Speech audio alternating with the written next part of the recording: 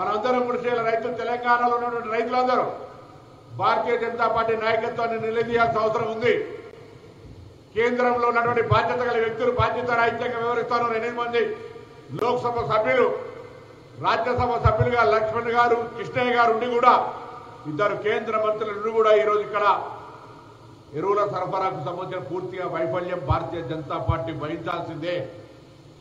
నేను మళ్ళీ చెప్తా ఉన్నా, విత్తనాలు లేవన్నా, విద్యుత్ లేదన్నా, ఇంకేదైనా రైతాంగానికి ఇబ్బంది కలిగినా తెలంగాణ రాష్ట్ర ప్రభుత్వం బాధ్యత వహిస్తుంది. కానీ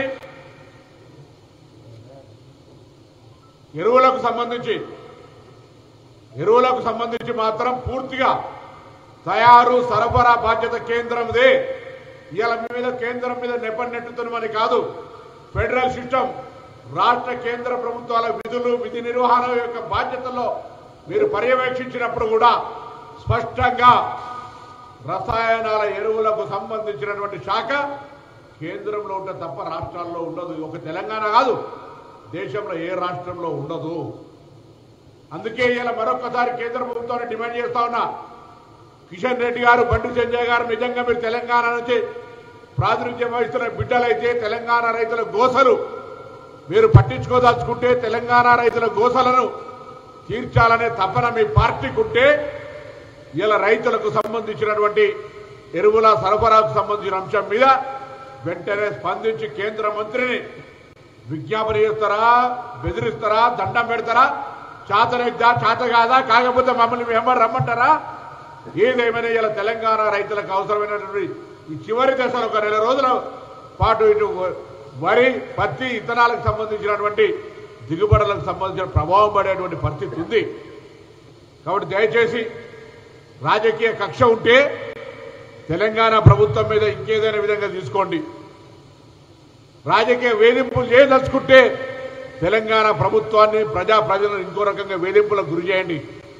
కానీ నేరుగా రైతుల మీద ప్రభావం పడుతూ, రైతులు ఇబ్బంది పడుతూ, రైతులు రోడ్ల పొట్టి తిరిగే పరిస్థితి రావడానికి కారణమైన బీజేపీ స్పందించకపోతే నేను రాష్ట్ర కాంగ్రెస్ అధ్యక్షునికి, ముఖ్యమంత్రి గారికి, మంత్రులందరూ కూడా కోరుకుంటున్నాం.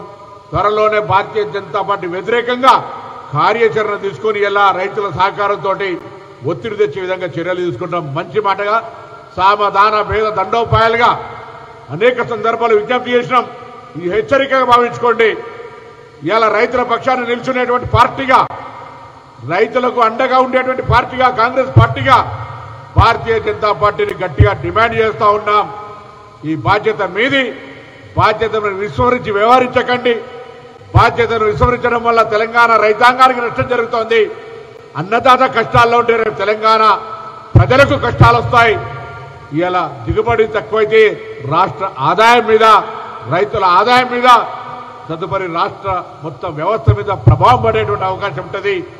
ఆ కనీస జ్ఞానాన్ని కోల్పోకుండా ఈరోజు వెంటనే తెలంగాణ రైతులకు అవసరమైనంత ఎరువుల్ని డిమాండ్ ప్రకారంగా రాష్ట్ర ప్రభుత్వం చేస్తున్నటువంటి వ్యవసాయ శాఖ ప్రతిపాదనల మేరకు యుద్ధ ప్రాతిపదికన పంపమని, లేనట్టయితే తగిన మూల్యం, రైతుల కోపం, రైతుల ఆగ్రహానికి గురి కావాల్సినటువంటి బాధ్యత బీజేపీదే అనే మాటని సందర్భంగా తెలియజేస్తా ఉన్నాం.